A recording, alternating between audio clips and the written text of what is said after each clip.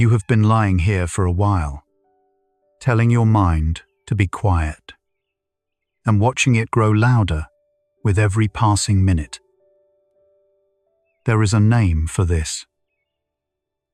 When you push a thought away, the part of your brain that checks whether you have stopped thinking, it has to keep the thought close to do its job. So the harder you press, the more it returns. The strange part is that the mind was never built to be switched off by command. It quiets the way a room quiets. Not when you order the noise to stop, but when something gentler draws your attention elsewhere. Welcome to Sleepy Science. So tonight, we will not fight the thinking. We will simply give your attention something kinder to hold. Not the endless rooms of tomorrow, but the small, true facts of the body that is already resting here. Feel the weight of your head against the pillow, the slow rise and fall of your own breathing, the warmth gathering wherever your hands have come to rest. None of this needs planning. None of it needs solving. It is simply true. Right now, in this body, in this moment, and in that small shift of attention lives a question worth following into sleep. How does the brain step out of solving and into rest in only a few quiet minutes? Underneath everything we explore tonight sits one quiet question. How do you steer the brain out of solving mode and into resting mode in just a few minutes? Notice, first, that your brain almost never stops working. Even now, as you lie still, networks of neurons are firing in coordinated waves, scanning, predicting, rehearsing. The mind did not evolve to switch off on command. It evolved to keep watch. When the room goes dark and the day's demands fall away, that watchfulness does not vanish. It simply turns inward, toward the only material left: your thoughts. This is why bedtime can feel louder than noon. There is nothing to do, so the mind makes something to do. And the question of how to soften that hum is where we begin. There is a name for the racing you feel at night. Rumination. Researchers describe it as repetitive, looping thought that circles a worry without moving toward a solution. It feels productive, as though enough turns around, the problem will finally crack it open. But studies of nighttime cognition show the opposite. Rumination rarely resolves anything. Instead, it keeps the brain in a state of low alarm, the body slightly braced, the mind slightly forward in time. The reason this matters for sleep is simple. Your brain reads that bracing as a signal that something still needs attention, and it holds wakefulness in place. Understanding rumination as a loop, rather than as real thinking, is the first gentle step toward loosening its grip on you. It helps to separate two things the mind often blurs together: rumination and problem solving. Genuine problem solving has a shape. It gathers information, weighs options, reaches a decision, and then lets go. Rumination has no exit. It revisits the same fear from slightly different angles, never landing, never closing. Psychologists who study this distinction find that the difference is not the topic, but the trajectory. One moves toward resolution, the other only deepens the rut. At night, when fatigue lowers your mental clarity, the brain loses its ability to tell these two apart. A worry that feels like planning is usually just the loop wearing a disguise. Recognizing which one you are doing is itself a quiet form of release, a small reclaiming of the steering wheel. Your brain has a setting. It slips into the moment you stop focusing on a task. Neuroscientists call it the default mode network, a constellation of regions that becomes most active precisely when you are doing nothing in particular. It links areas across the front and middle of the brain, and it lights up during daydreaming, remembering, and imagining the future. This network is not a flaw. It is where much of your sense of self lives, where you stitch the past to what might come next. But here is the catch for sleep. Lying in the dark, free of external demands, is exactly the condition that hands the stage to the default mode network. The very stillness you sought becomes its invitation to wander. The default mode network does something specific that keeps you awake. It travels in time. Brain imaging shows that when this network engages, you tend to drift away from the present moment and towards scenarios that have not happened yet, or replays of moments that already have. Tomorrow's conversation, yesterday's mistake, next month's decision. The body, meanwhile, stays right here on the bed. This split is the heart of nighttime restlessness. Your attention is somewhere stressful and unreal, while your physiology responds as if that imagined place were real. The big idea we will return to all night begins here. Quieting the mind is less about forcing thoughts to stop, and more about gently calling attention back from the future into the body that is already at rest. Consider what your brain is doing when it scans for problems at rest. From an evolutionary view, a quiet, undistracted mind was the perfect time to take inventory of threats. No predator in sight, no task at hand. So the brain used the lull to ask, what am I forgetting? What could go wrong? What needs guarding? Researchers suggest this threat scanning reflex is ancient and deeply wired. It once kept our ancestors alive. The trouble is that a modern bed offers no real predators, only unpaid bills and unfinished conversations. The same vigilance that once protected a body in the wild now keeps a mind awake. Your racing thoughts are not a malfunction. They are an old survival tool, firing in a world it was not designed for. There is a curious memory effect that explains why unfinished tasks haunt the dark. In the 1920s, a psychologist named Zeigarnik noticed that waiters remembered unpaid orders far better than settled ones. Once a bill was paid, the memory seemed to dissolve. This became known as the Zeigarnik effect. the mind holds incomplete tasks in a state of heightened activation, like open browser tabs that refuse to close.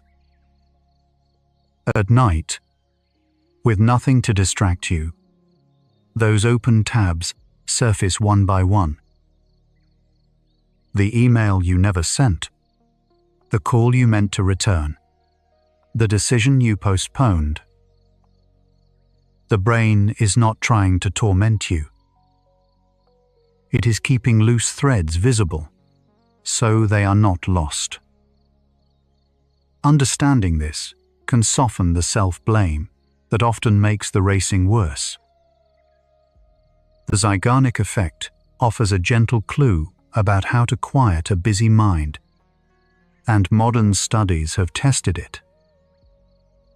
Researchers found that people fell asleep faster when they spent a few minutes before bed writing a specific to-do list for the next day. The act of writing seems to tell the brain that the open task has been recorded, that it is safe to close the tab. Vague worry stays activated. A concrete plan releases the hold. This is one of the first practical answers to our central question. You do not steer the mind toward rest by ordering it to stop. You give it a place to set down what it was carrying. A pen and paper can do quietly what willpower cannot do at all. Why does the bed itself become a thinking place? Psychologists who study insomnia point to a learning process called conditioned arousal. If you have spent many nights lying awake, worrying, checking the clock, your brain begins to associate the bed, not with sleep, but with alertness. The mattress becomes a cue, the way a kitchen can make you hungry. Over time, simply lying down can trigger the racing, before a single real worry arrives. This is why sleep specialists sometimes advise leaving the bed when wakefulness drags on, then returning, only when drowsy, to rebuild a calmer association. Your bed is not betraying you. It has simply learned the wrong lesson, and, like any learned pattern, it can be gently taught a softer one over time. Step back and notice the pattern forming across these first facts. Each one points to the same quiet truth. The racing mind is not a sign that something is broken in you. It is the predictable result of an ancient, watchful brain meeting a still, dark, undemanding room. Rumination, the default mode network, threat scanning, unfinished tasks, a bed that has learned to expect wakefulness.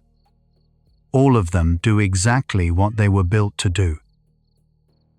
This reframes our central question. The goal is not to fight your brain into silence, which only adds another task to the pile. The goal is to understand what it is reaching for, and to offer it something gentler to hold. That is the path we will follow, fact by fact, toward stillness.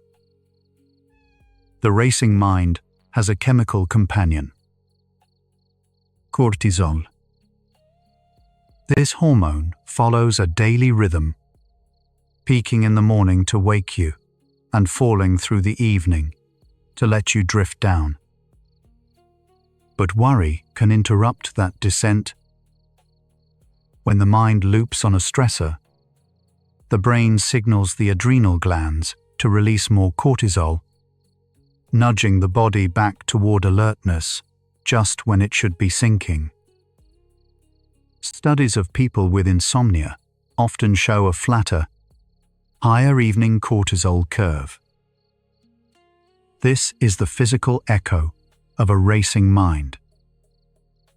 Your thoughts are not staying in your head. They leak into your bloodstream, raising the very alarm that keeps you awake. Knowing this, you can see calming the mind as a way of letting a tide of chemistry quietly recede. Nighttime thinking has a particular flavor, darker than daytime thinking. Researchers call this the mind after midnight effect. Studies suggest that as the night deepens, the brain's emotional regulation weakens while its negativity bias sharpens. The same problem that felt manageable at noon can feel catastrophic at 2 in the morning. This is not a failure of character. It reflects measurable shifts in brain chemistry and circadian timing that tilt late-night cognition toward fear and regret. Understanding this can be freeing. The thoughts that feel so loud and so true in the dark are partly an artifact of the hour. They will often look smaller in daylight. You do not have to solve them now. You can let them wait for a mind better equipped to hold them. The brain's alarm center, a small, almond-shaped structure called the amygdala, plays a quiet role in keeping you awake. When you ruminate, the amygdala registers the imagined threat as if it were present, sending signals that prime the body for action.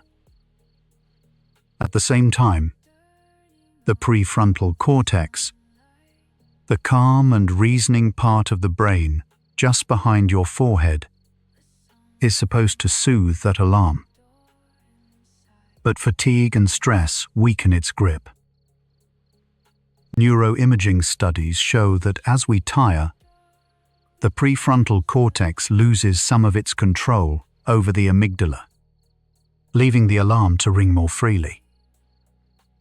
This is why late-night worries feel so unchecked. The brake is slipping. Calming the mind, in part, means giving that reasoning region the support to take the wheel again. There is a reason willpower fails against a racing mind. Trying not to think about something tends to make you think about it more. Psychologists demonstrated this with a simple instruction. Do not think of a white bear.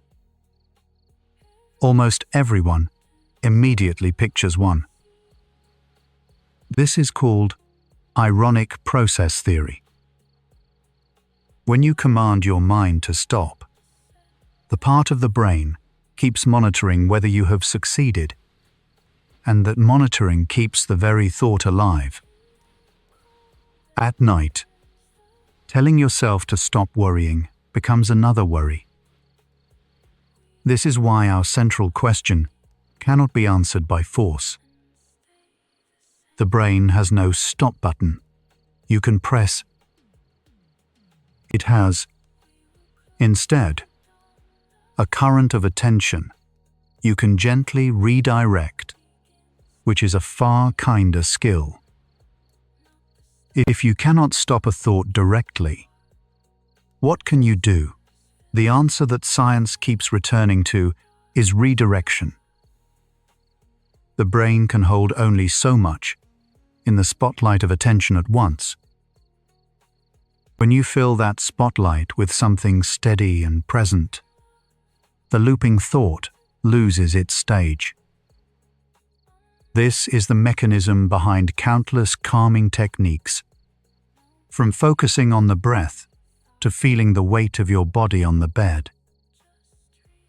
You are not erasing the worry. You are simply giving attention somewhere else to rest. Studies of focused attention show that even a few minutes of anchoring to a present sensation can lower physiological arousal. This is the heart of tonight's big idea, and the rest of our journey will explore it gently. The breath is the most available anchor you have, and there is real physiology behind why it works. When you slow your exhale, you stimulate the vagus nerve, a long wandering nerve that connects the brain to the heart and gut. Activating it shifts the body toward its rest and digest state, slowing the heart and lowering arousal. Research on slow breathing, often around 6 breaths per minute, shows measurable calming of the nervous system. The mind tends to follow the body. As the breath lengthens and the heart settles, the racing thoughts find less fuel to burn. You are not commanding the mind to be quiet. You are changing the conditions beneath it, the way lowering a flame quietly settles a pot that was about to boil. Your senses offer another doorway out of the racing mind, and it is one the body trusts. When attention drifts into imagined futures, it leaves the present behind. Sensory grounding calls it back. Feeling the texture of the sheets, noticing the temperature of the air, hearing the faint sounds in the room. These are facts of the present moment, undeniable and real. The default mode network thrives on the abstract, and the imagined, concrete sensation gives it nothing to spin. This is why so many calming practices ask you to notice what you can feel right now. Each sensation is a small tether to the here and now, the one place where worry, which always lives in the future, cannot follow you. The body is your anchor to the present. The mind quiets more easily when it feels safe, and safety is something you can signal physically. The nervous system constantly scans your surroundings for cues of threat or security, a process some researchers describe as neuroception. A warm room, soft bedding, dim light, the steady rhythm of your own breath. All of these are read by the body as signals that no danger is near. As those cues accumulate, the threat scanning we explored earlier begins to stand down. This is why ritual matters at bedtime. The familiar sequence of small comforts tells an ancient, watchful brain that it is allowed to lower its guard. Quieting the mind is partly a matter of convincing the body, without words, that this quiet place is a place of rest. Imagery can soothe the mind because the brain treats vivid imagination almost like real experience. When you picture a calm, detailed scene, a quiet shore, a soft meadow, a slow river, the same sensory regions of the brain engage as if you were partly there. Sleep researchers have found that guided imagery can crowd out anxious thought more effectively than simply trying to clear the mind, precisely because it gives attention a rich place to settle. The looping worry needs the spotlight. A gentle imagined scene quietly takes it. This is redirection again, dressed in softer clothes. You are not fighting the racing thoughts.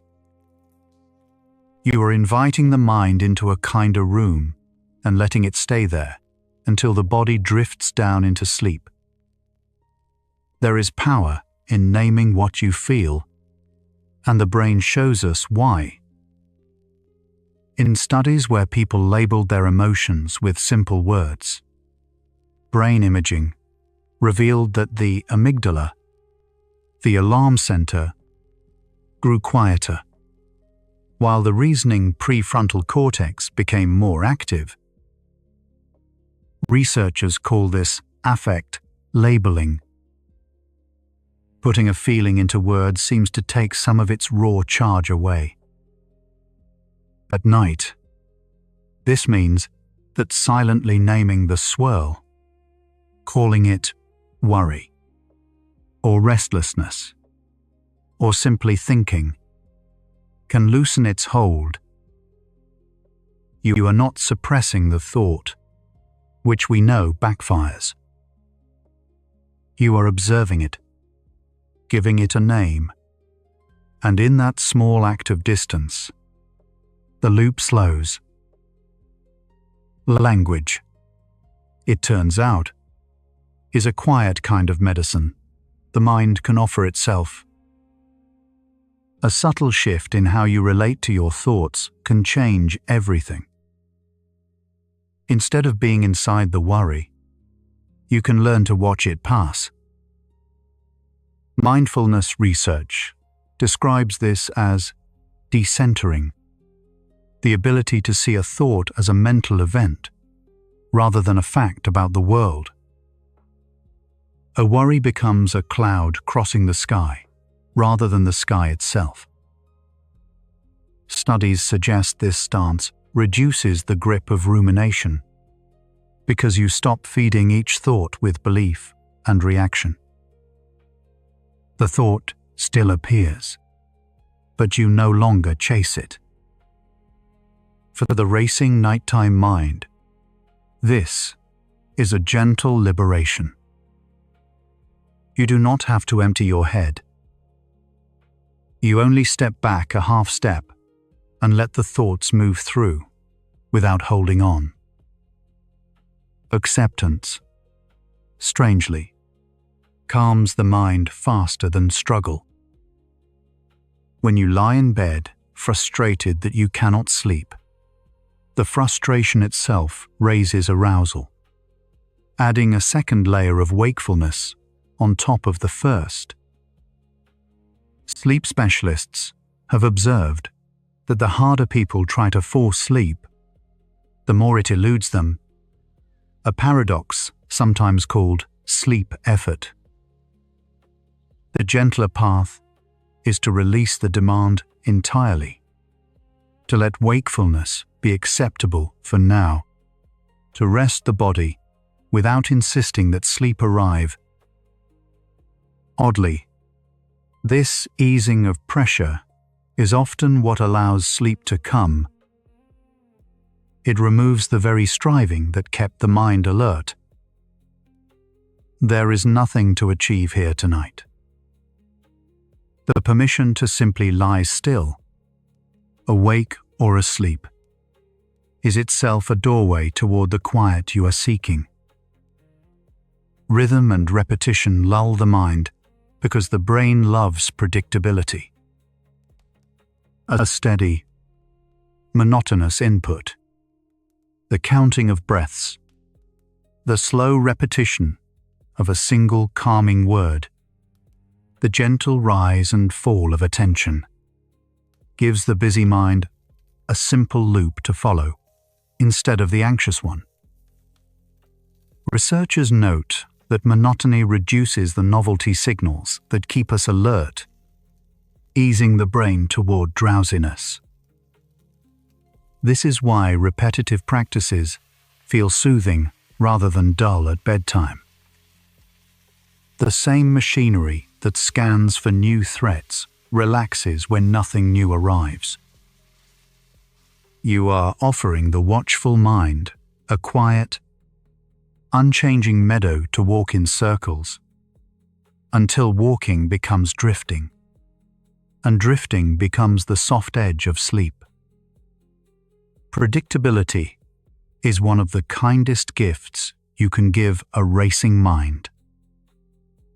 The techniques we have gathered share a single quiet principle, and seeing it makes them easier to use. Whether it is slow breathing, sensory grounding, gentle imagery, naming a feeling, or stepping back to watch a thought, each one does the same essential thing. It moves attention out of the imagined future and into the present body. The default mode network, which carries you into tomorrow's worries, cannot run the show while attention is anchored in what is real and here. This is the practical answer taking shape to our central question. You steer the brain toward rest, not by force, but by redirection. Again and again, with patience and without judgment. Each gentle return of attention, loosening the loop a little more than the time before. So much of what keeps the mind racing at night, we have seen, comes down to a single mismatch. Attention, living in an imagined future while the body lies safely in the present.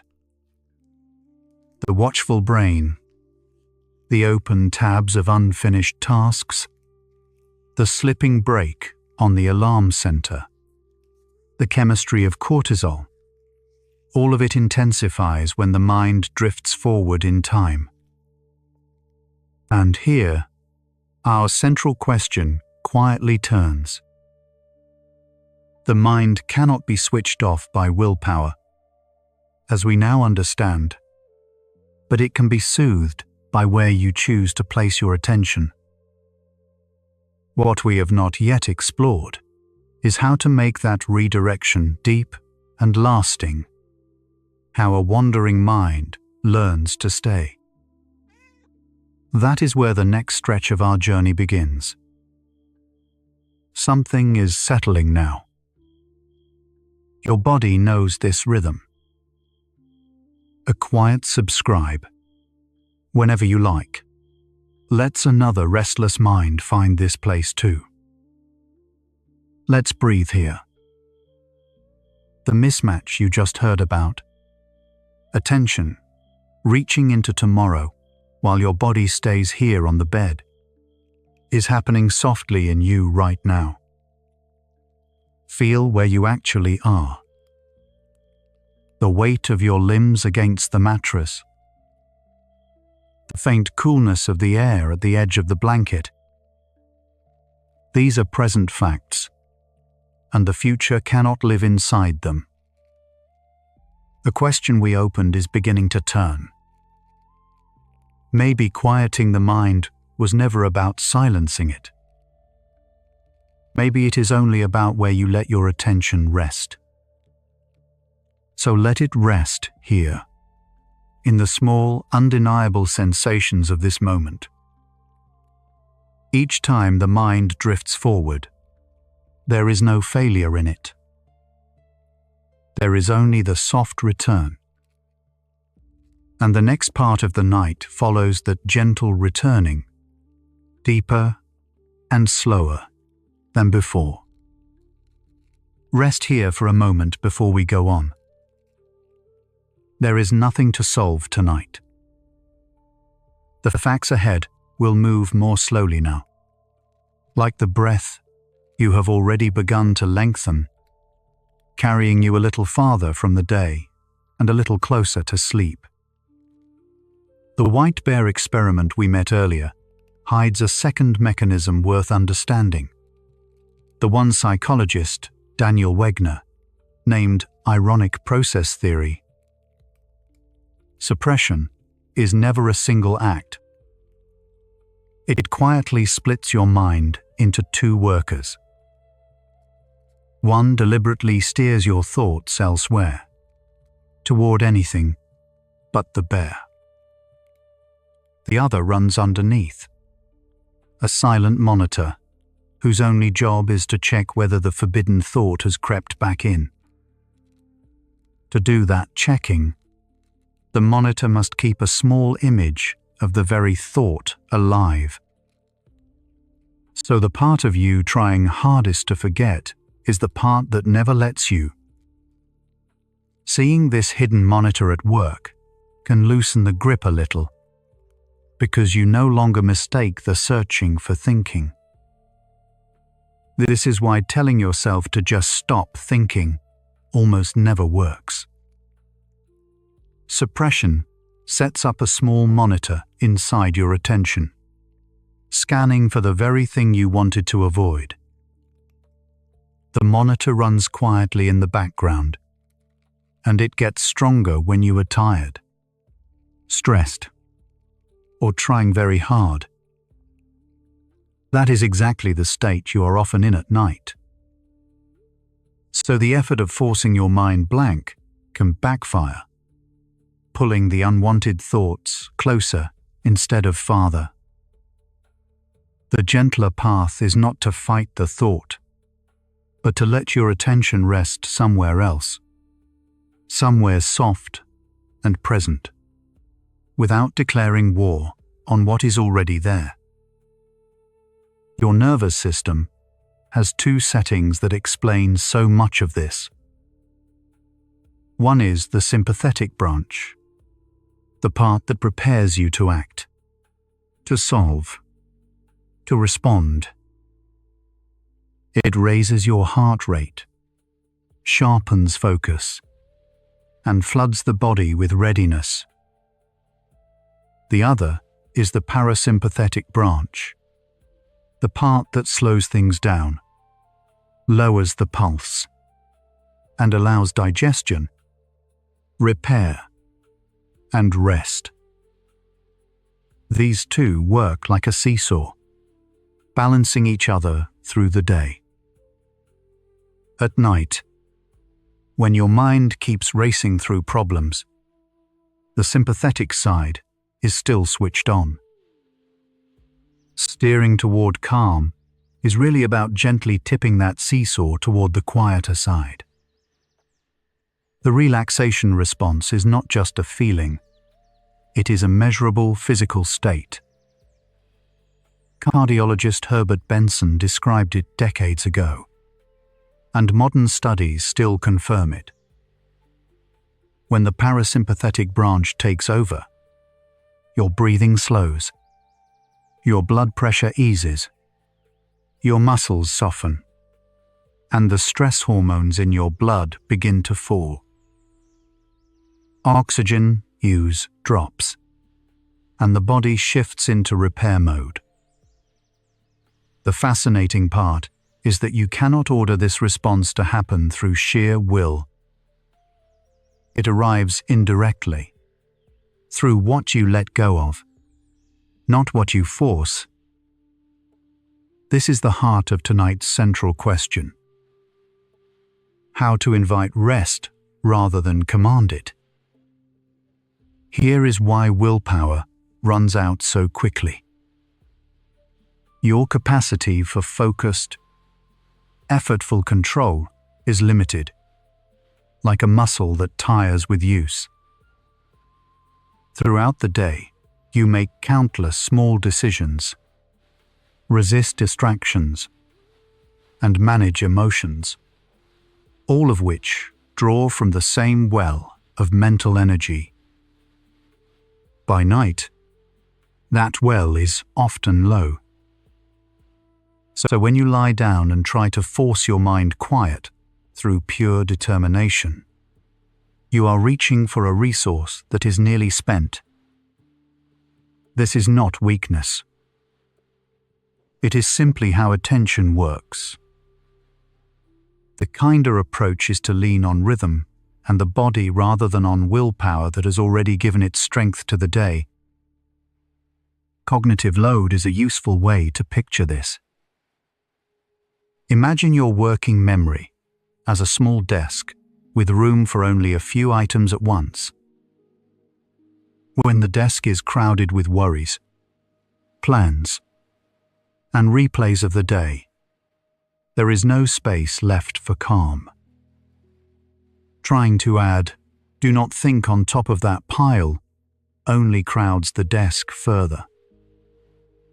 But when you gently place your attention on one quiet, present thing, the breath moving, the weight of the blanket, the desk slowly clears. There is simply less room for racing thoughts. You are not erasing them. You are giving your limited attention somewhere gentler to settle. Remember that same wandering network from earlier, the one that switches on whenever you are not focused on a task.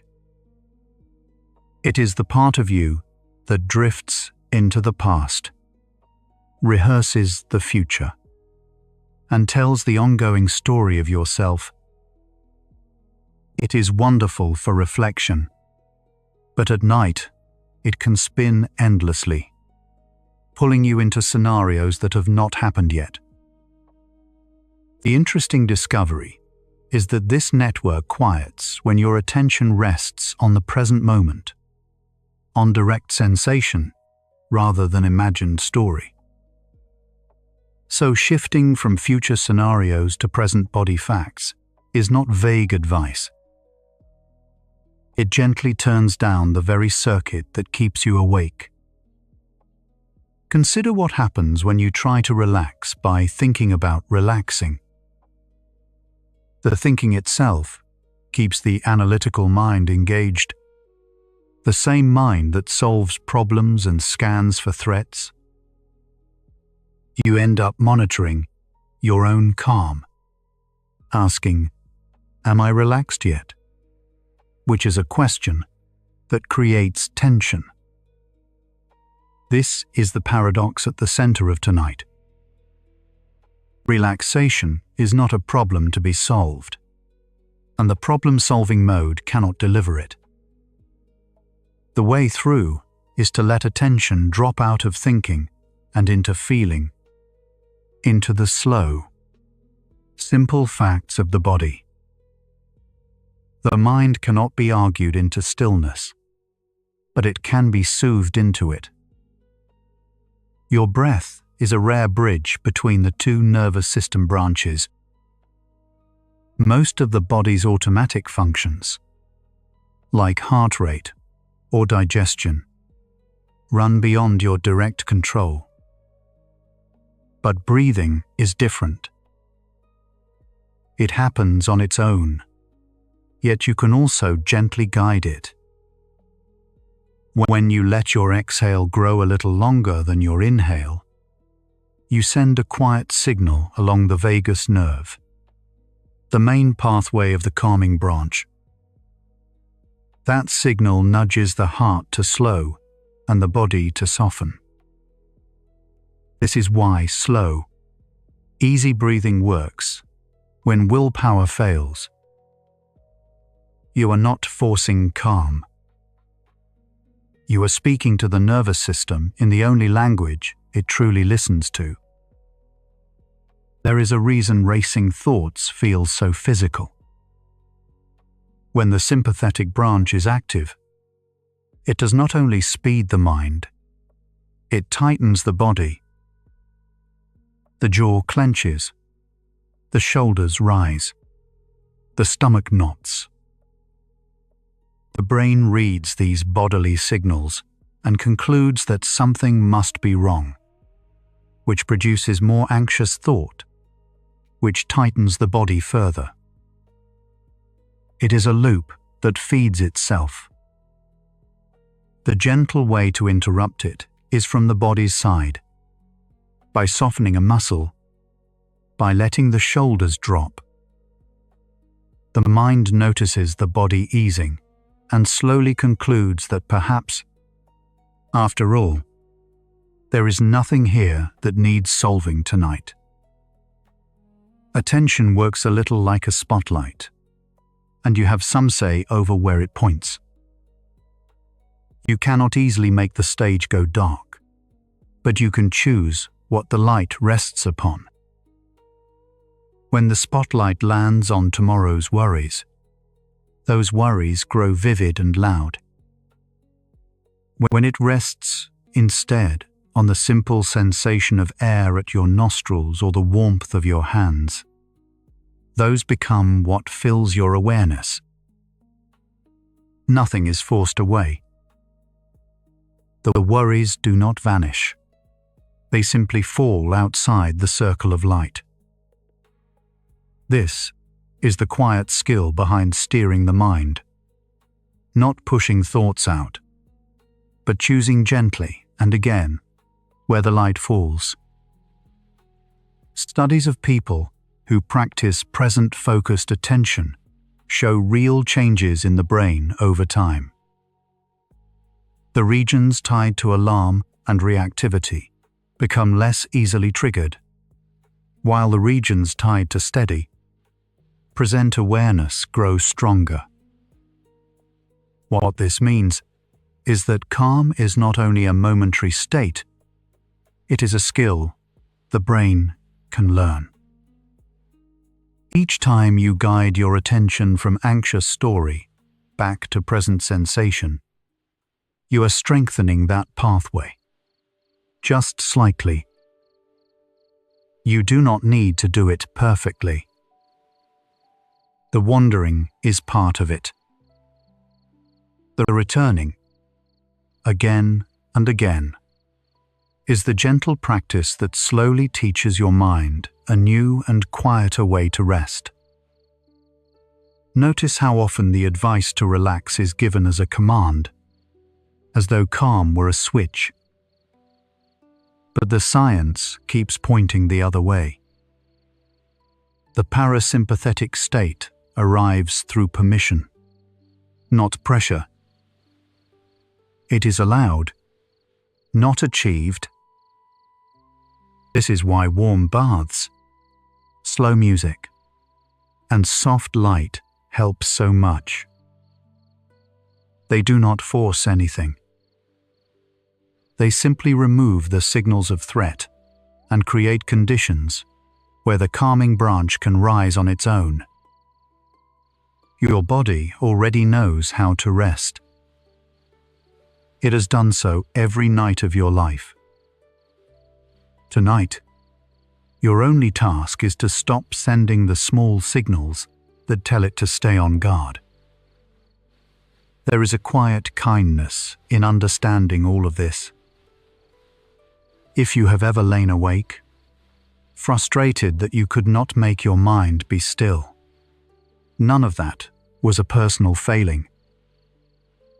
You are simply using the one tool, willpower, that this particular lock will not open.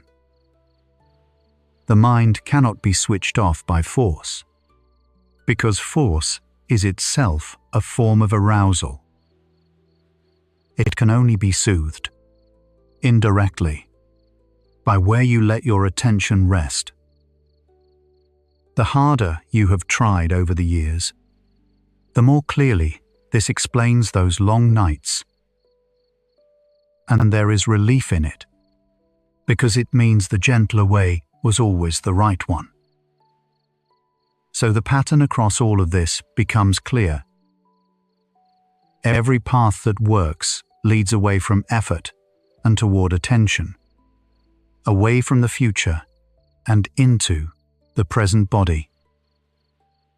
The white bear, the tired willpower, the crowded desk, the two branches of the nervous system, all of them point to the same quiet truth. You do not steer the mind into rest by trying harder. You steer it by gently moving your attention from the scenarios your mind invents to the simple, the present facts your body already knows. The relaxation system is always waiting. It does not need to be forced. It only needs to be allowed. Something in you has loosened since we began. Your thoughts a little slower. Your effort a little lighter. There is nothing here to solve.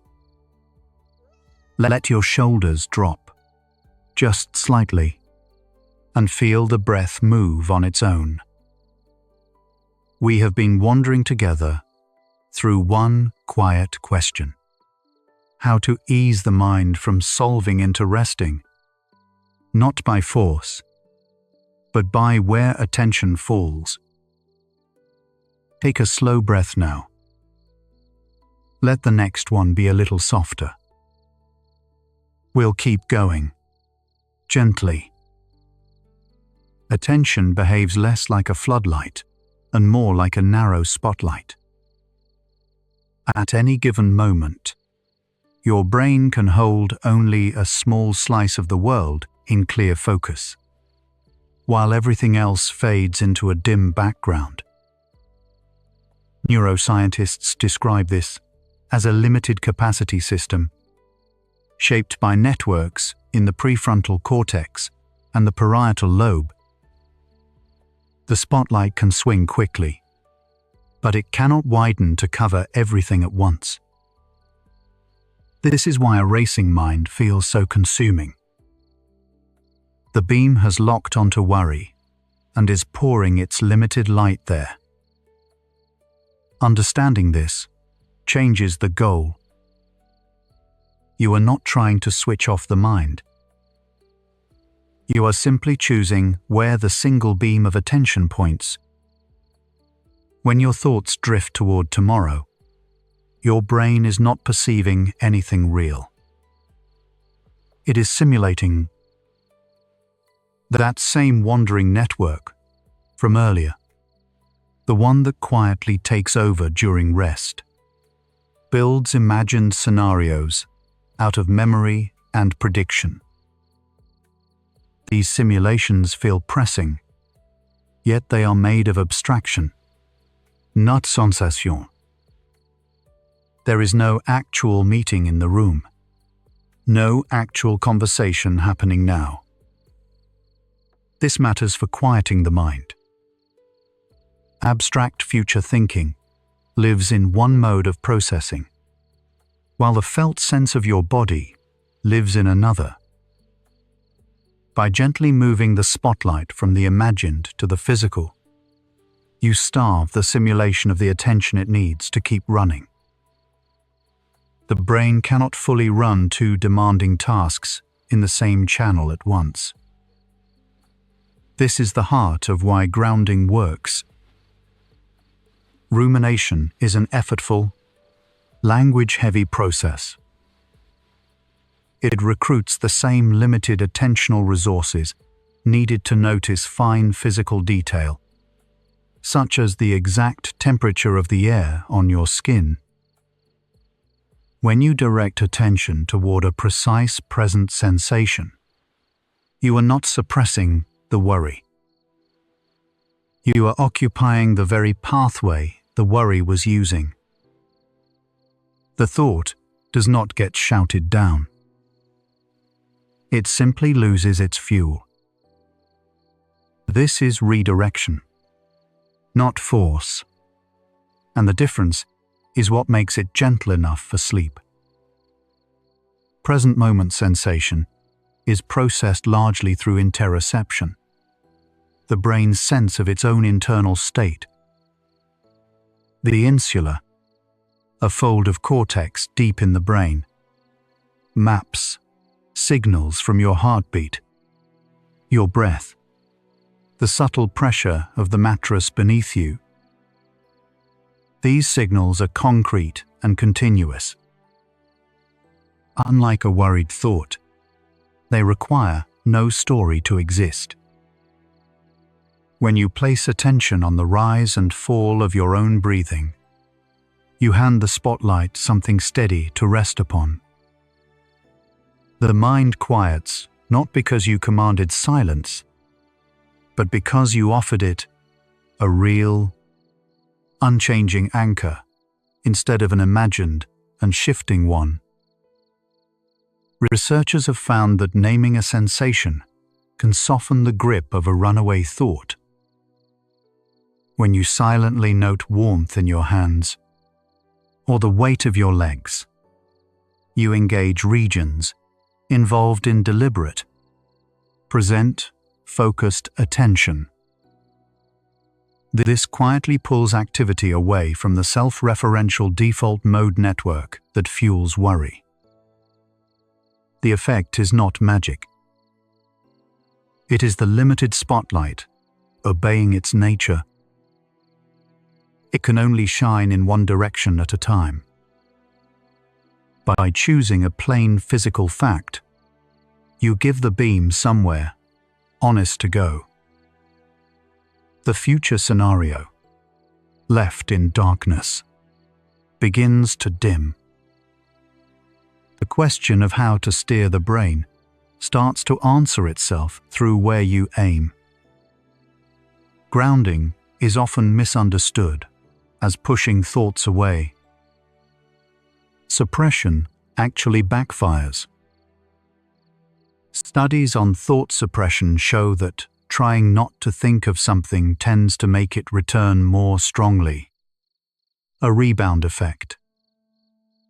The spotlight, told to avoid a target, keeps checking whether the target is gone, which keeps it illuminated. Redirection avoids this trap entirely. Instead of fighting the thought, you simply give attention a different, more interesting place to be. You are not slamming a door. You are walking toward an open window. The worry is not defeated. It is left behind, gently, because nothing is feeding it your focus anymore. The body offers something the imagination never can, which is undeniable presence. A worried thought about next week is a guess, and the brain treats guesses as flexible and open to endless revision. The feeling of your back against the bed, by contrast, is simply true right now. When you move attention to that truth, you give the prediction machinery less to work with. Predictive processing models suggest the brain is always forecasting, but forecasts quiet down when steady sensory evidence arrives. Each calm breath you actually notice is a small piece of evidence that, in this moment, nothing needs solving. The forecast softens to match. This is why a few minutes of deliberate sensing can shift your whole state. Attention is not only a spotlight, it is also a kind of door. Where it lingers, brain activity gathers, and the regions you feed grow more active, while the ones you ignore grow quiet. By holding the beam on the present body, even briefly, you guide the brain from its problem-solving posture toward a resting one. The shift is gradual, like a dimmer turning rather than a switch flipping. You are not forcing relaxation. You are simply pointing the door of attention toward the room where rest already waits. The reason this can happen in minutes lies in how quickly attention reshapes the brain's priorities. The spotlight does not need hours to move. It responds within seconds to a deliberate choice, and the networks of worry begin to lose their hold almost as soon as the beam turns away. Each time you return attention to a breath or a sensation, you are casting a quiet vote for the present over the imagined. The mind wanders, es minst du, and you simply guide it back, without judgment. The path from problem-solving to relaxation is not a single leap. It is this small, repeated, gentle turning. So the question that opened tonight begins to look different. You started by asking how to steer the brain from its busy mode into calm. Now it seems less like steering a machine and more like choosing where to rest a single beam of light.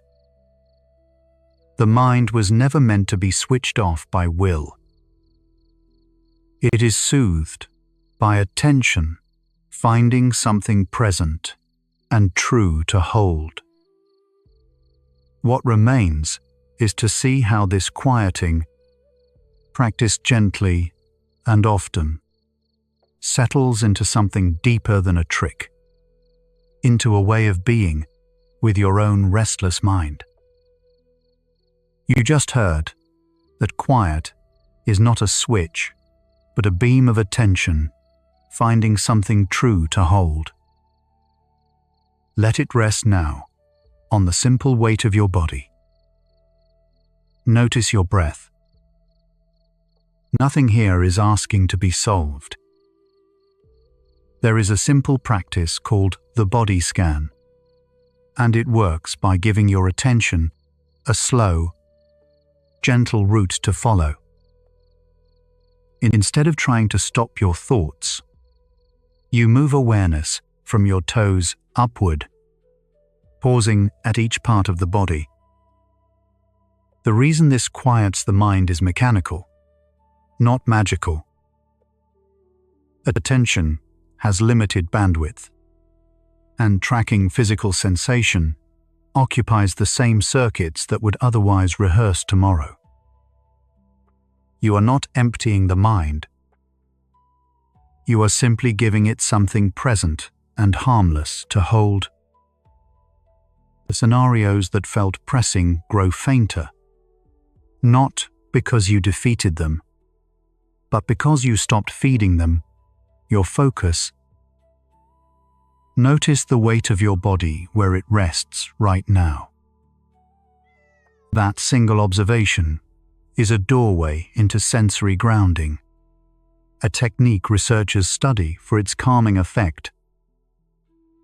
The mind drifts into worry by living in time that does not yet exist. Grounding pulls it back to the only moment that is real. When you name what you physically feel, the brain registers safety, because nothing in the present is actually threatening you. This is why the practice works so reliably. It does not argue with anxious thoughts. It quietly replaces the question, "What if?" with the steadier fact of what is. One of the most studied grounding methods is gentle to learn. You silently name 5 things you can see, then 4 you can hear, then 3 you can feel, 2 you can smell, and 1 you can taste. This is the 5-4-3-2-1 practice. Each step asks the mind to leave its inner storyline and consult the senses instead. The descending count adds a soft structure, so attention has somewhere to go. Psychologists describe this as redirecting cognitive resources away from rumination. You do not have to believe anything for it to work. You only have to notice, one quiet sense at a time. Your breath holds a hidden switch, and the secret is in the exhale. When you make your out-breath longer than your in-breath, you gently activate the parasympathetic nervous system, the body's rest and restore branch. Slow exhaling sends a signal through the vagus nerve that the moment is safe, and the heart rate eases in response. This is general relaxation, available to anyone, requiring no equipment at all. Try breathing in for a count of 4 and out for a count of 6. The mind tends to follow the body, and as the body softens, the racing commentary in your head begins to lose its grip. There is a curious technique sleep researchers call the cognitive shuffle. You picture a series of random, unrelated objects, one after another, with no story connecting them. A lemon, a hat, a river, a spoon. The reason this helps is subtle. The mind that cannot fall asleep is often building coherent, future-focused narratives, and coherence is what keeps it alert. By feeding it disconnected images, you scramble its capacity to plan and worry.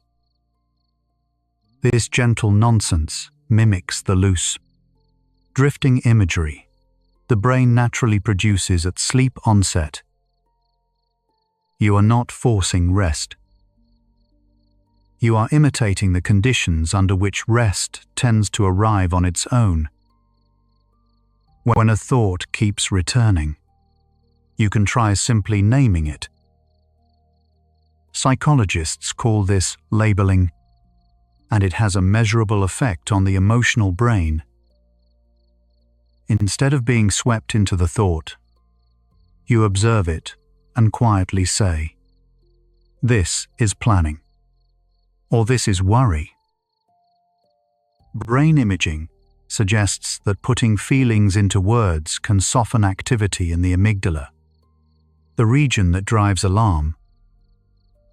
The thought does not vanish, but it loses some of its heat. You move from being inside the worry to standing a small, calm distance beside it. That little space is often all the mind needs to begin settling. Gentle visualization works because the brain responds to imagined scenes almost as if they were real. When you picture a calm place in soft detail, a quiet shore, a warm room, a slow river, the nervous system reads those cues and begins to relax. The key is to make it sensory rather than verbal. Feel the warmth, hear the faint sound, notice the colors. This keeps attention occupied with something soothing instead of something pressing. Researchers see visualization as a way of steering the imagination, the same faculty that builds anxious futures, toward a present that feels safe. You simply point that power somewhere kinder. There is a counterintuitive trick for the worry that refuses to leave. Instead of fighting it all evening, you schedule it. You set aside 15 minutes earlier in the day, a worry time, when you let yourself think the anxious thoughts on purpose. Studies suggest this contains the rumination, so it stops leaking into the quiet hours. When a worry surfaces at night, you can gently tell it that it already had its turn.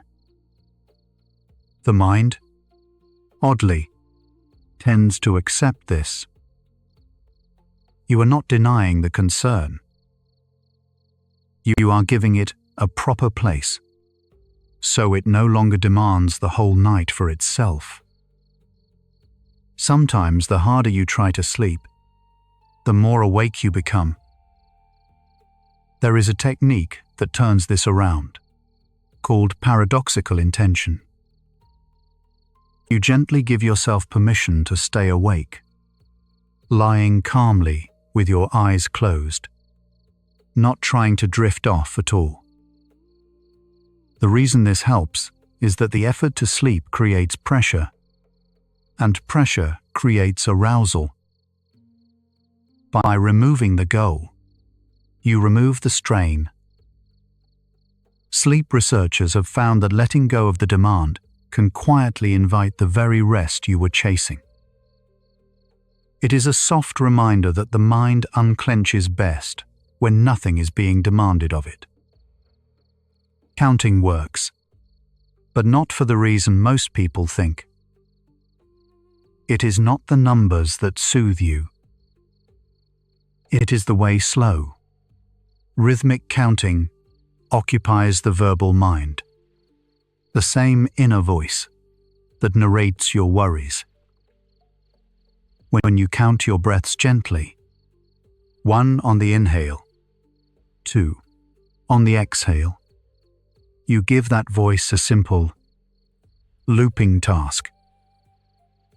There is nothing to solve and nowhere to arrive.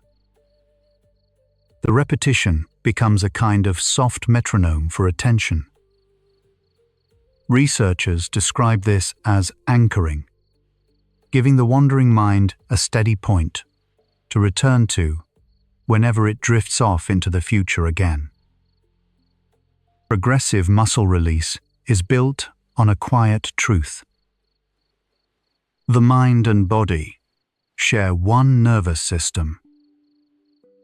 You gently tense a group of muscles for a few seconds, then let them release, moving slowly through the body. The contrast teaches you what relaxation actually feels like, which is information the tense body often forgets.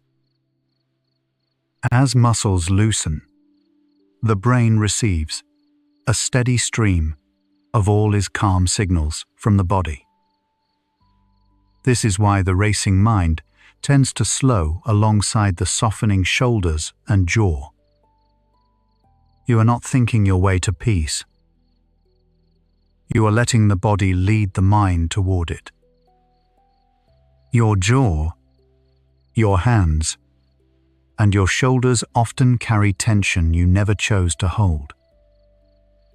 A small practice is to scan just these 3 places and let each one soften. The reason this matters is that the brain monitors the body constantly, using muscle tension as one of its readings on whether you are safe. When it detects gripping, it stays alert. When it detects release, it lowers the guard. By deliberately loosening these common holding spots, you send an honest signal upward. The mind, reading the body's ease, gradually concludes there is nothing here to defend against, and the inner noise begins to quiet. There is a reason warmth invites sleep, and you can use it gently. As your body prepares for rest, blood flow rises to your hands and feet, releasing heat and letting your core temperature fall slightly, warming your extremities. A soft pair of socks, a warm bath an hour before bed, nudges this natural process along. The cooling core is one of the body's own sleep signals. This is general relaxation, grounded in physiology, not treatment. By cooperating with the body's quiet rhythm rather than ignoring it, and you let the mind ride the same descending current, the body is already following towards stillness. When thoughts feel tangled, you can imagine setting each one on a slow-moving stream and watching it float away. This gentle visualization, sometimes called leaves on a stream, works by changing your relationship to the thought rather than its content. You are not pushing thoughts off or arguing with them. You are practicing letting them arrive and pass. Psychologists describe this as diffusion, loosening the grip a thought has when you treat it as fact. The stream keeps moving, and so do the thoughts. Over time, the mind learns it does not have to chase each one. It can simply watch them drift. Underneath every one of these techniques runs a single thread, and it is worth naming softly here None of them tries to switch the mind off, because the mind has no off switch to find. They all do the same quiet thing instead. They move attention out of imagined futures and back into the facts of the present body. The breath, the weight, the warmth, the sound. The question we began with, how to steer the brain from problem solving into rest, is starting to answer itself. You do not quiet the mind by force. You quiet it by giving it somewhere calm and real to land. Mantra-style repetition appears in cultures across the world, and there is a gentle science to why it calms. Silently repeating a single soft word or simple phrase gives the inner voice a steady, undemanding task. Like counting, it occupies the language network that would otherwise spin out worries. The meaning of the word matters less than its rhythm and familiarity. Researchers note that this kind of focused repetition can lower physiological arousal over time. You are not chanting your way to a different reality. You are simply offering the restless verbal mind one quiet phrase to hold, so it stops reaching for 100 others. Writing before bed can lift weight from the mind in a measurable way.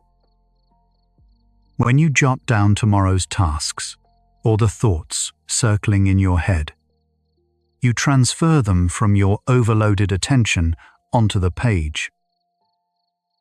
One study found that people who wrote a brief to-do list before sleep fell asleep faster than those who wrote about completed tasks. The reason is gentle. The mind tends to keep rehearsing what feels unfinished, and writing it down quietly signals that it is recorded, safe, and waiting. You no longer have to hold it. The page remembers, so the mind is finally allowed to let go. Your sense of touch can be an anchor in itself. Resting a warm hand on your chest or belly and feeling it rise and fall gives attention a steady, present focus.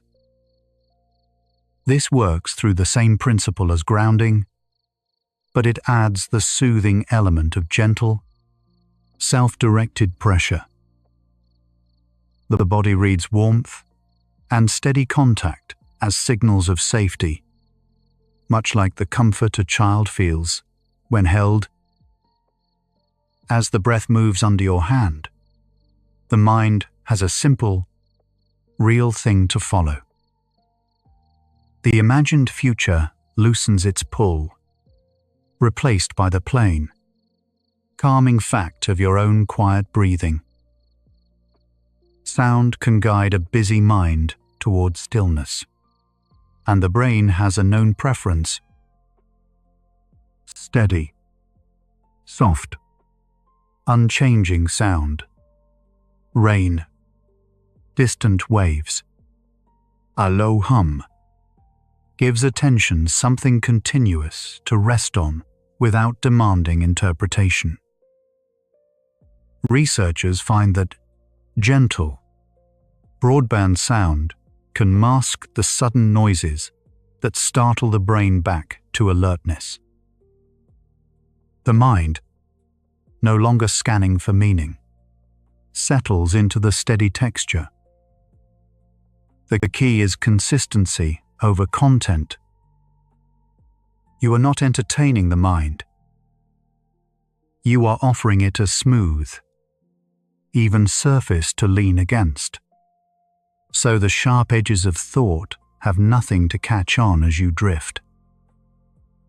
There is a quiet wisdom in slowing down everything you do in the last hour before rest. Moving gently, dimming the lights, speaking softly to yourself in your mind. All of this lowers the body's level of arousal in advance. The brain takes its cues from behavior, so acting calm helps you become calm. This is why a rushed evening so often produces a racing mind at bedtime. By deliberately decelerating, you give the nervous system time to shift gears. The techniques work far better on a body that has already begun, in small and gentle ways, to power down. Curiosity, quietly, can be a path to calm. When an anxious thought arrives, you can meet it not with resistance, but with gentle interest, noticing where you feel it in the body, what it is shaped like, how it moves. This soft observing posture, central to mindfulness practice, changes the brain's relationship to the experience. Instead of bracing against the thought, which feeds it, you simply watch it with open attention. Researchers find that this non-judgmental noticing reduces the emotional charge over time. You become the calm sky, and the thoughts become passing weather, real but temporary, drifting through without needing to be fought or fixed. Many of these practices share one humble ingredient: doing nothing in particular, gently and on purpose. The mind expects effort, problems, solutions, plans, and it keeps generating them because that is its waking job. When you offer it a task with no goal, a breath to follow, a sense to name, a word to repeat, you let it idle without alarm. Psychologists sometimes call this restful, focused attention. It is not blank emptiness and not hard concentration, but a soft middle place. In that place, the constant manufacturing of future scenarios slows, simply because nothing in the present is asking to be solved. The most reassuring discovery in all of this is that you do not need to master any single technique. The body already knows how to relax. Each of these practices is just a different doorway into the same room, the present moment, where the nervous system can finally stand down. Some nights the breath will be your way in. Other nights it will be sound, or warmth, or a slow body scan. You are not performing a perfect ritual. You are simply remembering that calm is your body's natural resting state, always there beneath the noise, waiting patiently for your attention to return. Notice, right now, that you have not had to try very hard to follow these words.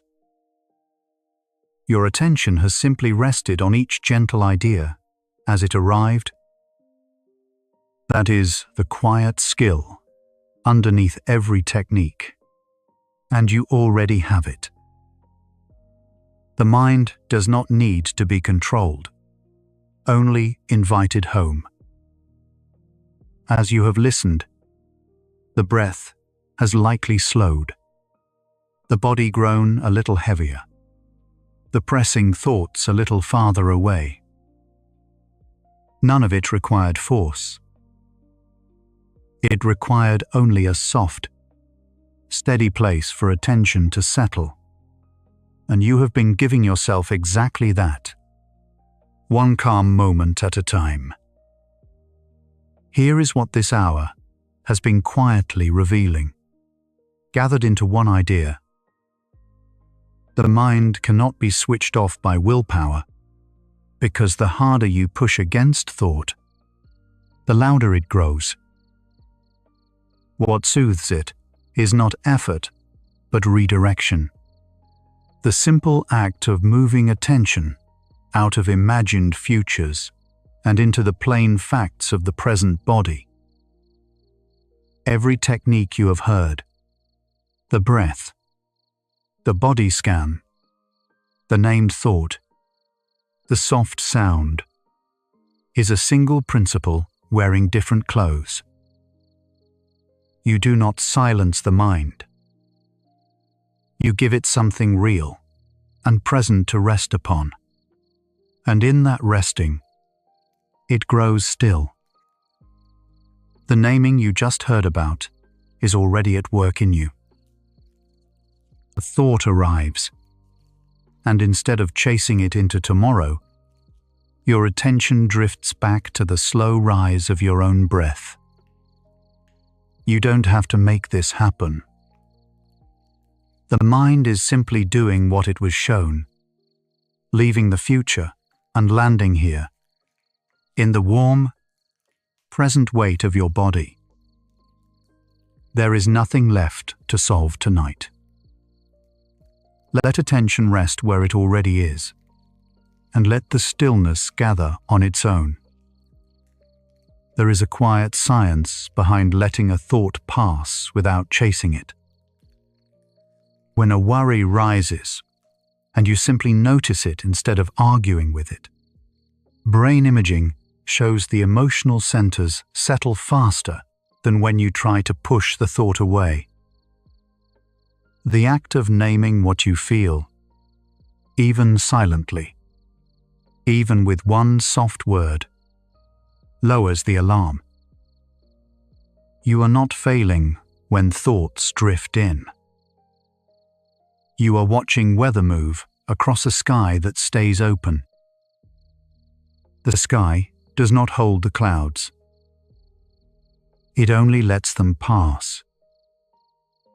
Self-compassion changes the body more gently than self-criticism ever could. Studies on kindness toward oneself find that warm inner words slow the heart and ease the breath, while harsh ones keep the nervous system braced. At night, this matters. The mind that scolds itself for being awake only stays more awake. The mind that whispers, "This is hard, and that is all right," begins to soften. You do not need to earn rest by suffering first.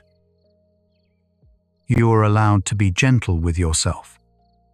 Here, in the dark, exactly as you are. The body knows how to fall asleep without your help. Long before language, before worry, before any technique, your system carried the ancient rhythm of rest within it. Heart rate dips. Body temperature drops a single degree. Breathing lengthens on its own. None of this requires effort or instruction. You are not the manager of sleep. You are its guest. Tonight, you can stop supervising and simply trust the quiet machinery that has carried every human being into the dark since the very beginning of our kind. A pre-sleep ritual works because the brain loves a familiar path. When you repeat the same gentle sequence each night, dim light, slow breath, the same soft sounds, your mind learns to read those signals as a doorway. Researchers call this conditioned relaxation. The cue and the calm become linked until the ritual itself begins to lower your guard before you even lie down. You are not forcing sleep. you are leaving the same trail of breadcrumbs, night after night, until the body walks the path home on its own. Warmth on the skin can quiet the mind by way of the body. A warm bath an hour before bed, or simply warm hands and feet, draws blood toward the surface and helps the body shed its inner heat. That gentle cooling is one of sleep's oldest signals. As the core temperature falls, the brain reads it as permission to drift. You do not have to think your way into stillness. Sometimes, the shortest path to a quiet mind runs through a warm, softening body. The exhale is the part of the breath that tells the body it is safe. When you let the out-breath grow a little longer than the in-breath, the vagus nerve carries a slow signal toward the heart, and the heart answers by easing its pace. You do not need to count or strain. You only need to let each exhale leave a little more slowly than it arrived. With every soft release, the body hears the same gentle message, again and again. There is nothing here that you must defend against. Trying not to think is what keeps the thinking alive. Psychologists call it the rebound effect.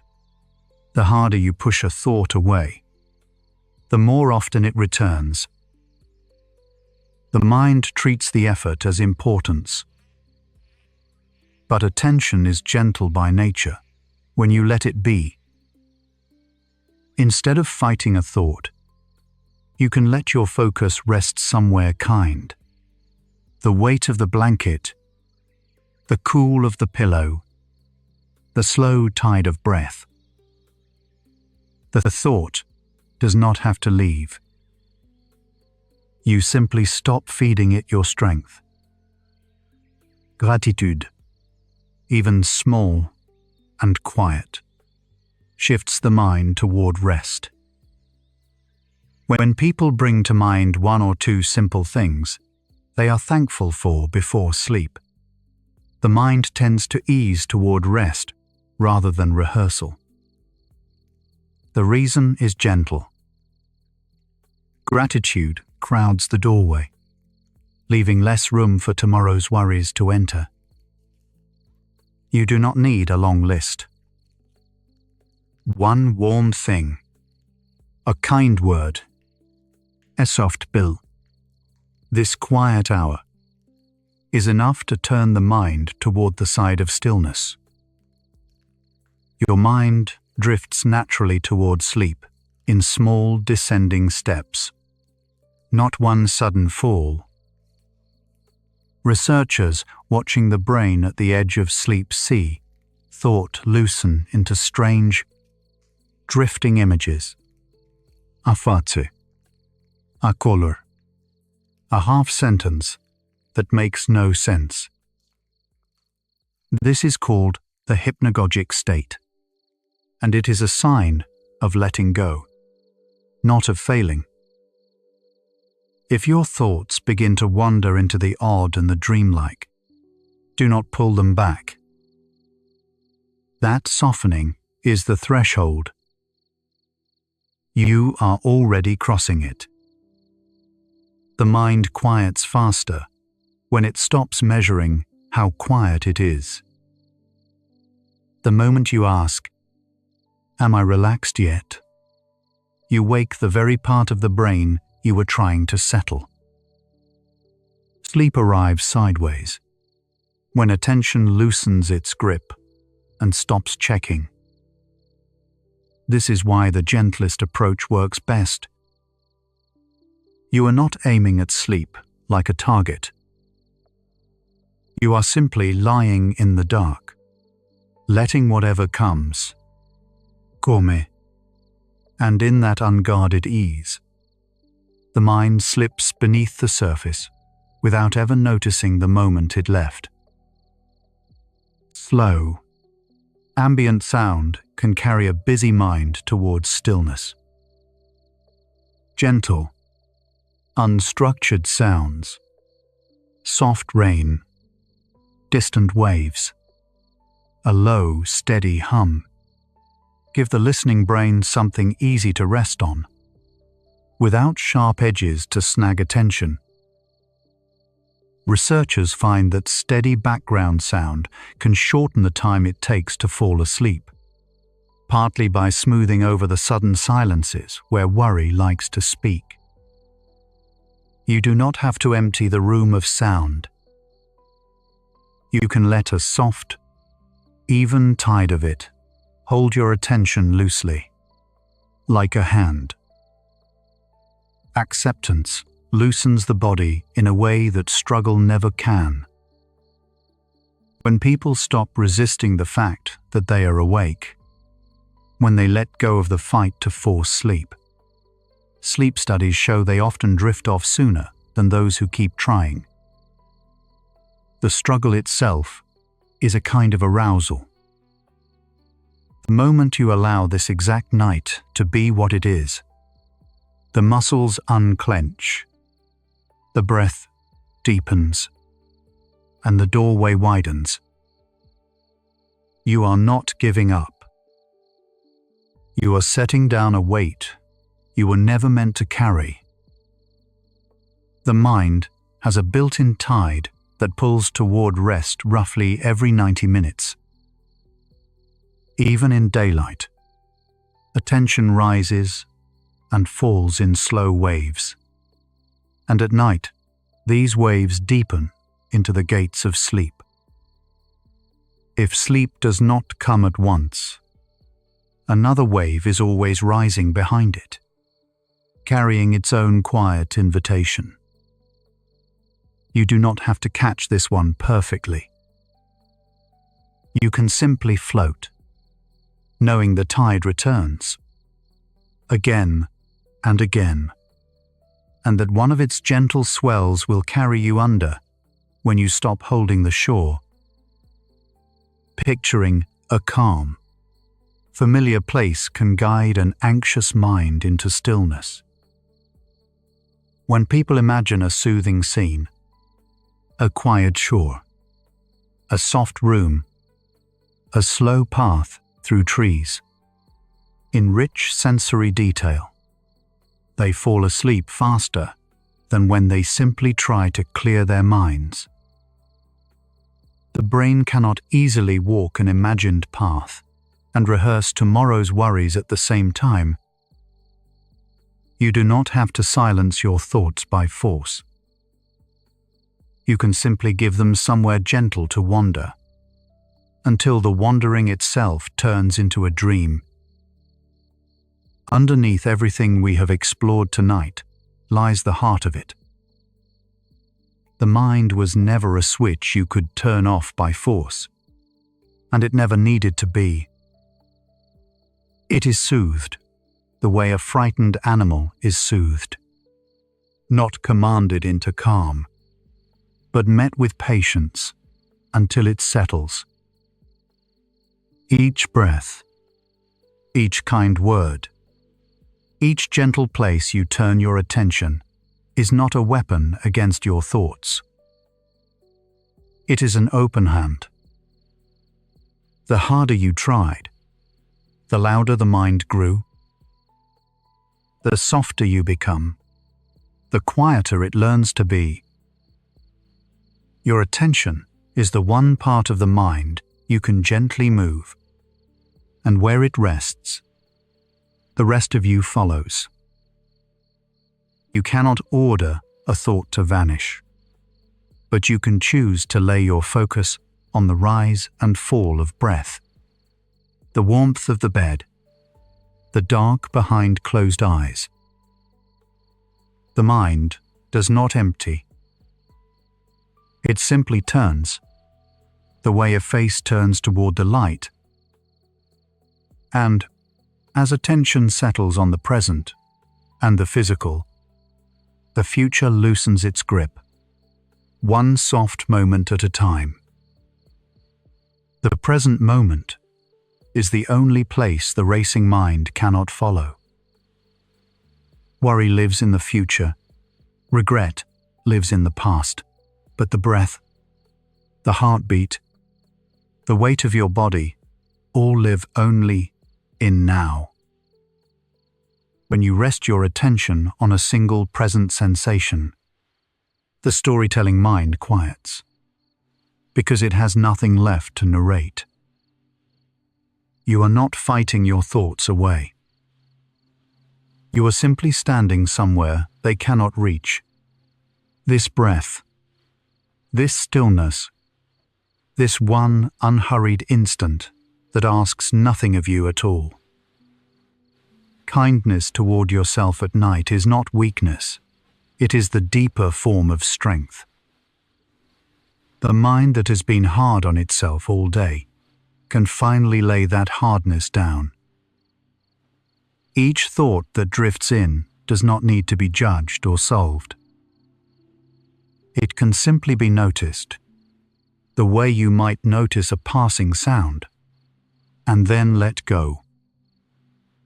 There is no test here, no score, no one watching. There is only you, in the dark, allowed at last to be gentle with the one who has carried so much. The body softens fastest when it feels permission rather than pressure. A held breath, a clenched jaw, a tightened shoulder. These are the body's old habits of bracing. At the moment a quiet voice says, "You can let that go now."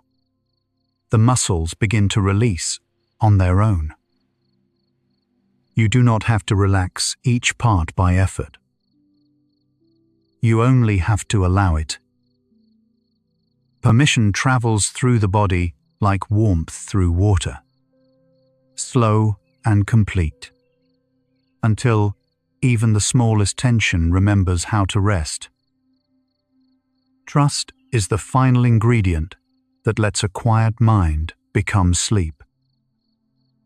When you trust that your body knows the way, that the night will hold you, that nothing in this dark hour requires your watching, the last thread of effort lets go. Sleep is not something you achieve. It is something you allow, the way you allow the tide to rise. And tonight, you can lay down the long habit of guarding and let yourself be carried by a rhythm far older and wiser than worry. A wandering mind, near sleep, is not a problem to fix. As you drift, your thoughts may scatter into fragments. A memory, en image, a phrase that dissolves before it finishes. This is the mind loosening its grip on order, and it is exactly what is meant to happen. You do not need to make sense of any of it. You can let the fragments float by, untracked and unjudged, like leaves on slow water, each one carrying you a little farther from the shore of waking. The quietest minds are not empty. They are simply unhurried. Even in deep calm, the brain still murmurs and stirs, but the murmuring no longer pulls you along. Thoughts arrive and leave like distant footsteps in another room, present, but not yours to follow. This is the stillness you have been moving toward all along. Not silence, but a soft loosening, where the mind keeps its quiet motion and you are no longer required to go anywhere with it. You can simply rest and let it murmur on without you. Letting go is something the body already knows how to do without instruction. The hand that has held tight all day will open if you simply stop closing it. The mind is no different. You do not have to perform relaxation correctly, or empty every thought, or reach some perfect calm. You only have to loosen, slightly, the grip you did not know you were keeping. And in that small release, the deeper letting go begins on its own, carrying you down past thought, past effort, into rest. The night asks nothing of you now. There is no task left in this dark hour, no problem that must be solved before morning, no thought you are required to finish. The world will keep turning, whether or not you hold it, and so you can set it down, gently, completely, and let the quiet do what quiet has always done. You have arrived at the place where doing ends and being begins. There is nowhere else to go, and nothing else to be. But here, you were never meant to win the fight against your own mind, because there was never a fight, only a frightened, tired part of you that needed tenderness instead of force. And tonight, you gave it that. You stopped pushing, and the pushing was the noise. You softened, and in the softening, the mind grew quiet, the way a child finally sleeps once it feels safe. You do not have to silence yourself to find peace. You only have to be gentle and let yourself be held.